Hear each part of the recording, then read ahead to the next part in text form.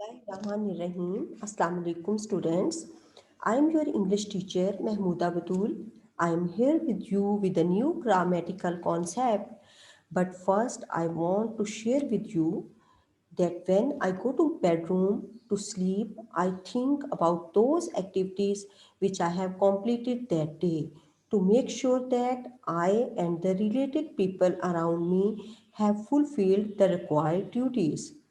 So last night, when I went to sleep at night, then I thought about those activities which I had completed. For example, I thought that I have taken my meal. I have taken my meal. My mother has baked a cake. My daughter has received online lesson. We have played in the ground. Now look at those examples and those activities again. I have taken my meal. I have taken my meal. My mother has baked a cake. My daughter has received online lesson and we have played in the ground. If we talk about the grammatical structure of these sentences, you must have noticed that and you must have observed that in all these sentences, we have used has and have, and then we have used third form of verb. For example, taken is the third form of verb. और आप मुझे बता सकते हैं कि इसकी first form क्या है? Yes, इसकी फर्स्ट फॉर्म take है. Take, took, taken. इसी तरह baked ये थर्ड फॉर्म ऑफ वर्ब है, received third form of verb, and played this is again third form of verb. So in all these sentences what we have used, we have used has and have, and with it we have used third form of verb.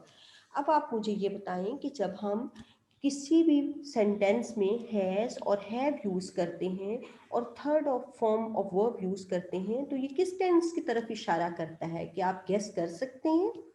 Yes, it shows that we have used present perfect tense.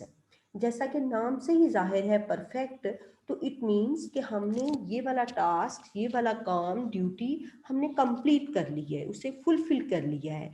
तो जिस काम को हम मुकम्मल पाया तकमील तक पहुंचा लेते हैं, कंप्लीट कर लेते हैं, तो उसके लिए हम कौन सा टेंस यूज़ करते हैं? Present perfect tense. And present perfect tense we use the structure subject, जो कि अभी हमने एग्जाम्पल्स में डिस्कस किया कि हम सबसे पहले सब्जेक्ट यूज करते हैं, उसके बाद हैज और हैव, और फिर कौन सा फॉर्म ऑफ वर्ब यूज करते हैं? Third form of verb, and at the end we use object. तो जब भी प्रेजेंट परफेक्ट टेंस या सिंपल प्रेजेंट परफेक्ट टेंस की बात आए तो इसमें हम क्या यूज करते हैं? हैज और हैव के साथ third form of verb use करते हैं. Now the question arises that where we use has and where we use have. अगर आप अपने जहन में उन सेंटेंसेस को रिकॉल करें तो आप गेस कर सकते हैं कि हमने कुछ सेंटेंसेस में हैज़ यूज़ किया था जबकि कुछ सेंटेंसेस में हैव यूज़ किया था.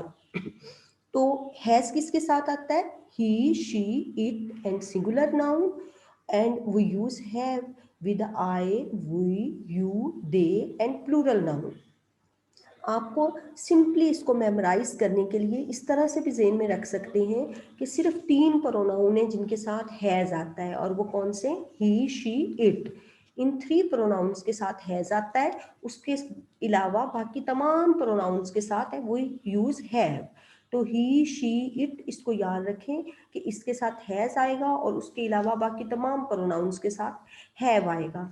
और सिंगुलर नाउन यानी अगर सिंगल पर्सन होगा, जैसे मैं कहूँ अली, तो अली के साथ हैज़ आएगा. अगर प्लूरल पर्सन नाउन्स होंगे, जैसे मैं कहूँ अली एंड अहमद, तो उसके साथ हैव आएगा. इसी तरह अगर मैं कहूँ माय स्टूडेंट, तो यहाँ मैंने स्टूडेंट बोला, एक पर्सन, तो उसके साथ हैज़ आएगा. और अगर मैं कहूँ स्टूडेंट्स, तो यहाँ फिर हैव यूज़ करेंगे. तो प्लूरल अगर होगा तो उसके साथ हैव यूज़ करेंगे और सिंगुलर के साथ हम हैज़ यूज़ करेंगे। जैसे अगर माय मदर हो तो हैज़ होगा, अगर माय मदर एंड फादर तो फिर हैव यूज़ करेंगे। ज़्यादा लोगों के साथ हैव और वन पर्सन के साथ हैज़। लेकिन जहाँ तक प्रोनाउन की बात है तो प्रोनाउन में ही, शी, इट के साथ हैज़ और बाकी सबके साथ have. Now look at the examples of some affirmative sentences. The first sentence is the baby has slept. इसके स्ट्रक्चर के पे फिर से गौर करें कि वो use has and with it वो use third form of verb, the baby has slept. And the second sentence is she has gone to school. Here again we use has. जैसे हमने अभी पढ़ा था कि he, she, it के साथ हम has यूज करेंगे तो she के साथ has आ गया. she has और gone किसकी थर्ड फॉर्म है? यस, गो की थर्ड फॉर्म है. गो, वेंट, गोन. आपको फॉर्म्स ऑफ वर्ब भी आनी चाहिए, इसलिए जहाँ कहीं भी फॉर्म्स ऑफ वर्ब दिखाई दें उनको अच्छी तरह से लर्न कर लिया करें और जहन नशीं कर लिया करें, वरना उसके बगैर आप प्रॉपरली टेंस को नहीं हैंडल कर सकते. थर्ड सेंटेंस में you have bought a new dress, तो again we use have and with it we have use third form of verb. यानी हम हैज़ यूज़ करें या हैव यूज़ करें, अफर्मेटिव सेंटेंसेस हों, नेगेटिव हों या इंट्रोगेटिव हों, हेल्पिंग वर्ब में तब्दीली आएगी. उसके बाद उसके नॉट या उसमें चेंज आएगी स्ट्रक्चर में, लेकिन फॉर्म ऑफ वर्ब सेम ही होगी. फॉर्म ऑफ वर्ब हमेशा इस तीनों फॉर्म्स में थर्ड फॉर्म ऑफ वर्ब भी यूज करेंगे, उसमें कोई चेंज नहीं आएगी. इसी तरह से फोर्थ सेंटेंस में I have visited a beautiful place, तो आई के साथ हमने क्या यूज किया? हैव, क्योंकि हैज तो ही, शी, इट के साथ यूज करते हैं, तो आई के साथ हमने यूज किया हैव और उसके साथ हमने third form of verb visited use किया. And in the last sentence Sarah has helped me in studies. Here Sarah क्या है? सिंगल नाउन है या प्लूरल नाउन है? Yes, it is a single noun, singular noun है ये. तो singular noun के साथ हम क्या यूज करते हैं? हैज.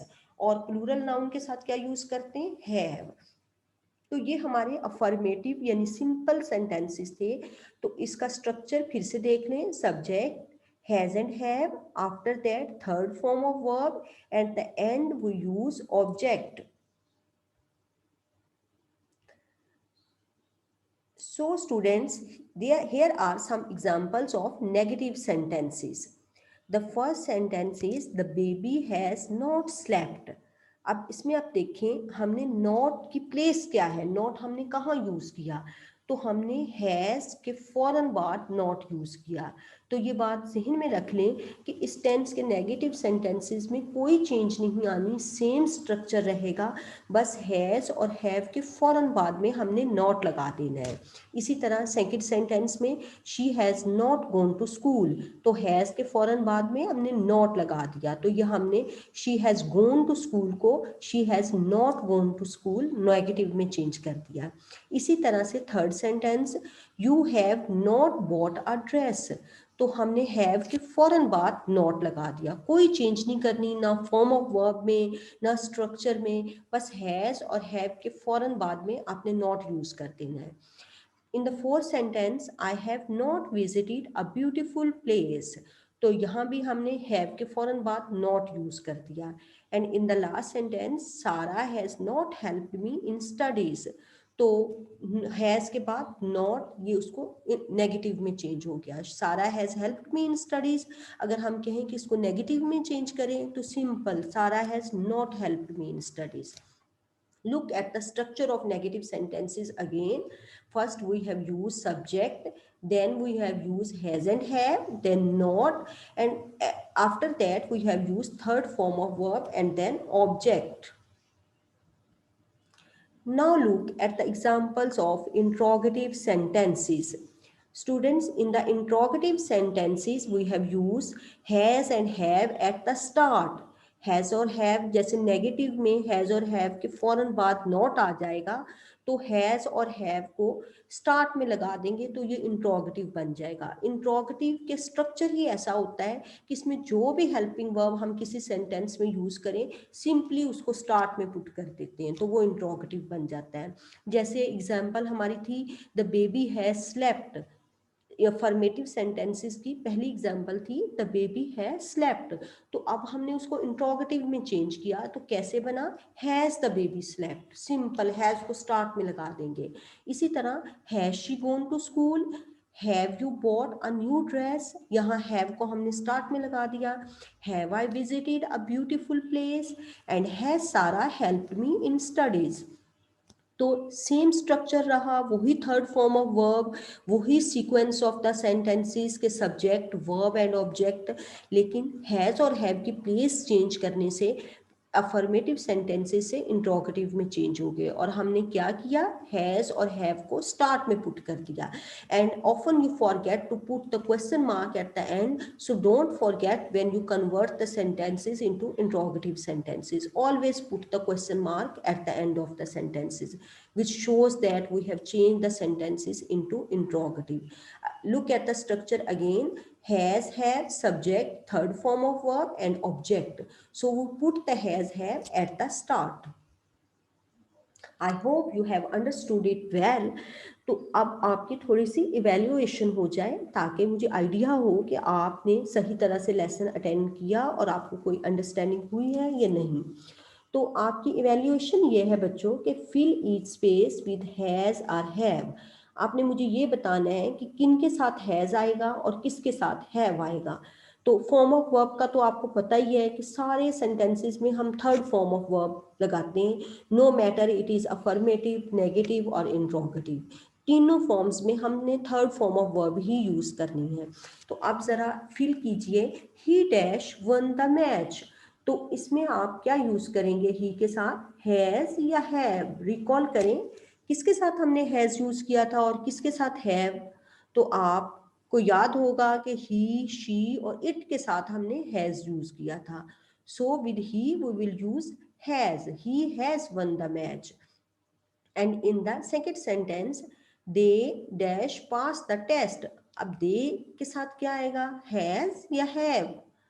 जी, दे के साथ हैव आएगा। और थर्ड सेंटेंस में my uncle dash gives me a gift. My uncle एक पर्सन है या ज्यादा है, यस एक पर्सन है। तो जब सिंगल पर्सन या सिंगुलर नाउन हो तो हम क्या यूज करते हैं, हैज या हैव। जी बेटा, सिंगल पर्सन के साथ हम हैज यूज करते हैं। तो my uncle has given me a gift. And in the fourth sentence we have read a book, we के साथ हम क्या यूज करेंगे, हैव यूज करेंगे।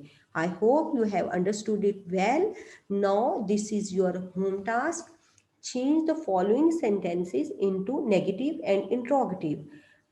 आई हैव गॉट द प्राइज, या आप पहले सेंटेंस लिखेंगे फिर उसको नेगेटिव में चेंज करेंगे, उसके बाद उसको इंट्रोगेटिव में चेंज करेंगे। इसी तरह से सेकेंड सेंटेंस है they have enjoyed the party, इसको भी आप नेगेटिव और इंट्रोगेटिव में। और लास्ट सेंटेंस है शी हैज संग अ सॉन्ग, तो इसको आप नेगेटिव और इंट्रोगेटिव में चेंज करेंगे। ये आपका होम टास्क है। अपना बहुत ख्याल रखिएगा और इस लेक्चर को, इसके रूल्स को एक दफ़ा फिर से अपने जहन में रिपीट कीजिएगा और इसकी प्रैक्टिस कीजिएगा। Thank you so much. अल्लाह हाफिज़।